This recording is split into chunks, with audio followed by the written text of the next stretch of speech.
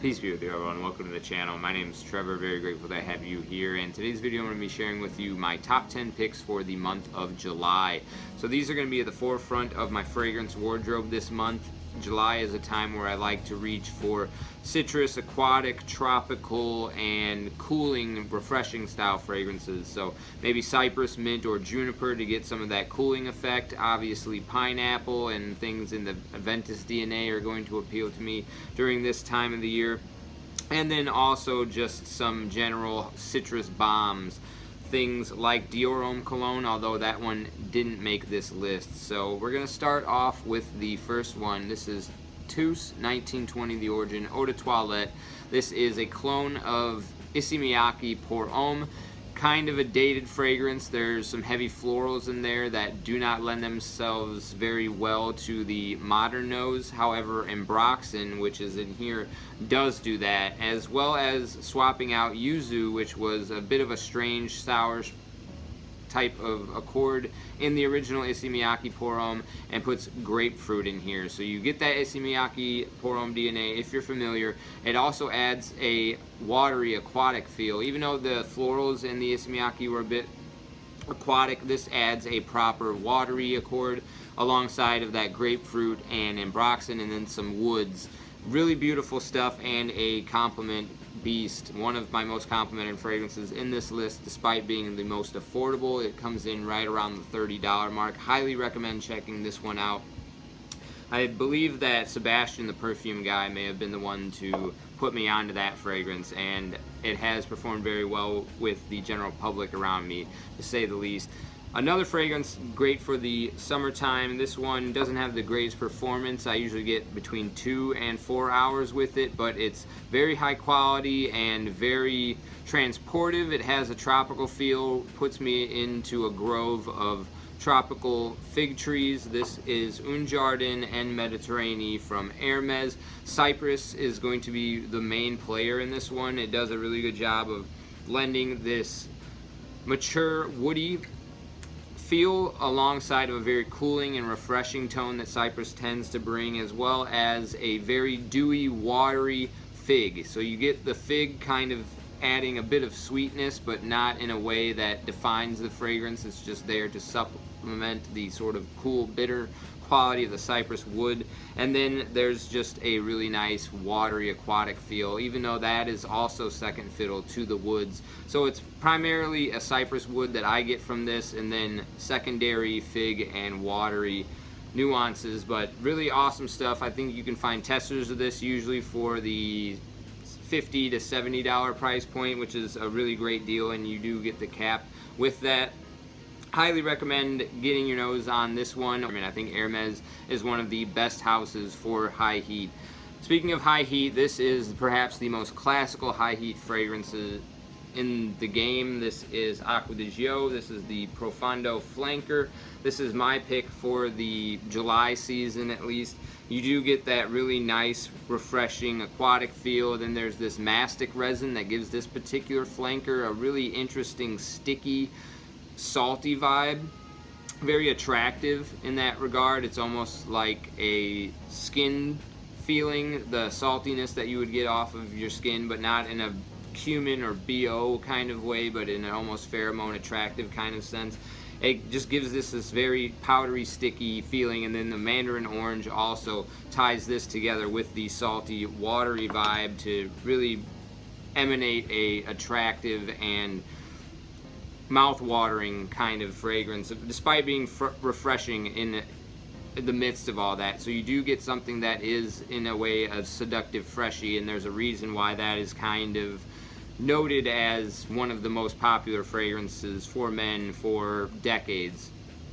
Moving on to the next one, this is another tried and true classic in the community. Doesn't get as much notoriety as the Acqua di Gio, but I think, at least in the fragrance community, it is well known enough that I think it's a must-have in every wardrobe. This is a flanker.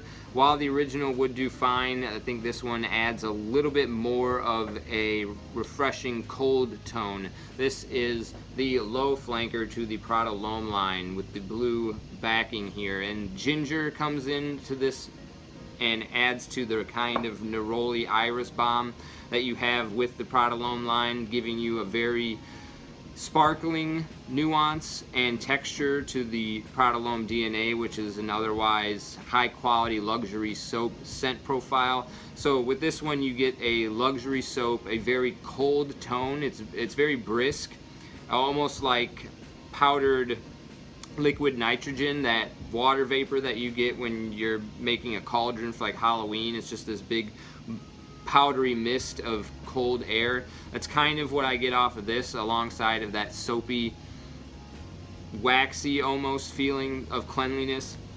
Really awesome stuff with the ginger though for the high heat, because it adds a sparkle to the whole experience that is really chef's kiss for the month of July, in my opinion.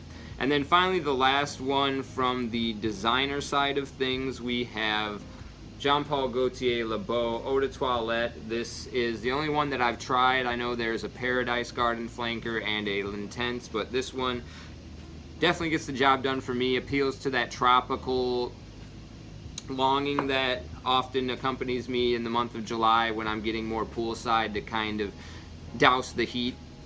This has, I believe, coconut, tonka bean, and bergamot. So the bergamot really brings this from being an almost gourmand style fragrance up to something that is refreshing enough to wear in the heat. Although I think this is better suited for summer nights, somewhere where the sun isn't going to be as berating as during high noon hours, but otherwise it does have that really inviting, warm, sensual sweetness coming in from the coconut and tonka at the same time. This is, I think, got a lot of hype for good reason, and the aesthetic of the bottle lends itself to the overall theme that I generally strive for in the month of July.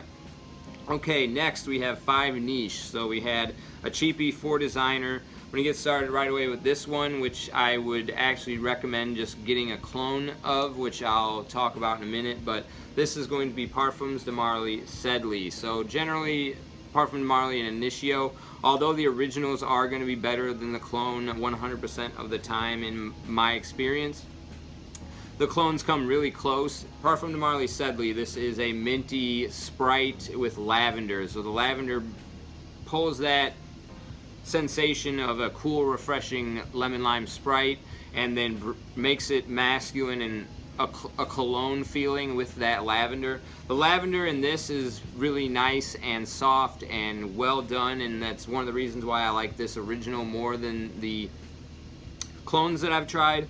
But this is, I think, overpriced and not a worthwhile investment for a collection, so I would suggest checking this one out. This is Maahir Legacy. You can get this for $20 on Fragrance X right now, and basically does the same thing with a little bit more of a spicy touch.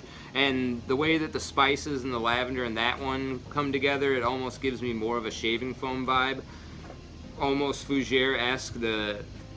This clone, at least, which I don't so much get from the original, which is a lot more carbonated and sparkly fizzy. So Parfum de Marly Sedly, that is definitely a fragrance or a DNA that I definitely love reaching for during this time of the year though.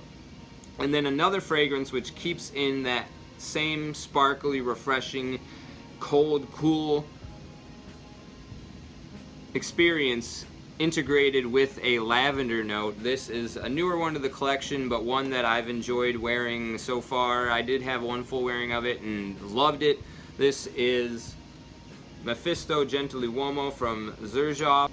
And what you get with this one though is the Silver Mountain Water DNA, which, if you're not familiar with that, it kind of is what the name suggests. It's mountain water, but it's almost more mountain air. Like there's a brisk feeling of maybe like a whitewater rapid, and there's the spitter spatter of the foamy waters bursting out onto you in like maybe a very cold, brisk environment, high elevation. So you get that fresh mountain air with a little bit of a brisk coolness in the opening. And then there's lavender and violet in this, I believe maybe rose and iris as well. Just it make this very gentlemanly, classy, elegant style fresh fragrance. It's not so much aquatic at all. I wouldn't say that there's necessarily any proper C notes in this fragrance, but the violet I think does a good job of being both candied and sweet, as well as something that is a little bit ozonic and dewy, but not quite watery. And the mid of this, I actually get quite a bit of Dolce & Gabbana's Pour Homme, the original sticker vintage version. A lot of that DNA shows up for me in the wearing experience of this. And then it also dries down into something almost reminiscent of a Prada soap. So really beautiful stuff. Okay, next we have another classic. This is Creed Aventus Cologne. Again, you can probably find clones that do this DNA enough justice that you're going to be making the room a better place that you walked into it, and people will be giving you compliments on that. But the quality here is still there in terms of beating out the clones, at least. And I have a metal cap version. I think this is the most recent version of Creed's. So the Cologne flanker at least is still giving me a good solid 6 to 7 hours. Really high quality ingredients, creamy, very juicy is what I would describe this as. You get that pineapple sensation that you get from the original Aventus DNA, and not so heavy as the original Aventus, so that makes this an easier wear in the high heat. And then we have 2 more fragrances to go. Next we have, this made the top of my top 10 list for summer overall. This is Roja Parfums Oceania. Really another beautiful citrus fragrance. This is my go-to for that refreshing lemonade style scent profile, so that's why Dior Homme Cologne, nor Dolce & Gabbana Light Blue Intense, nor Goldfield & Banks Pacific Rock Moss made this list for me here in July. All those are great, but I feel like this scratches the same itch as those fragrances, and this just does it the best. Really nice, powdery, lemon lime, shaved ice, and woods. Violet and iris give you this ozonic, watery feeling, and then the iris lends itself to the powdery qualities. A lot of woods and a lot of citruses give a kind of shaved ice sensation. Very elegant, high class, poor performance though. I only get about 4 hours with that one, but happy to reapply, and it doesn't take a lot. I wore the heck out of this last summer. Only got this bit of a dent in there just because the atomizers on the Rojas are very delicate. They give you a very fine mist, and it covers a lot of ground with a little bit of juice.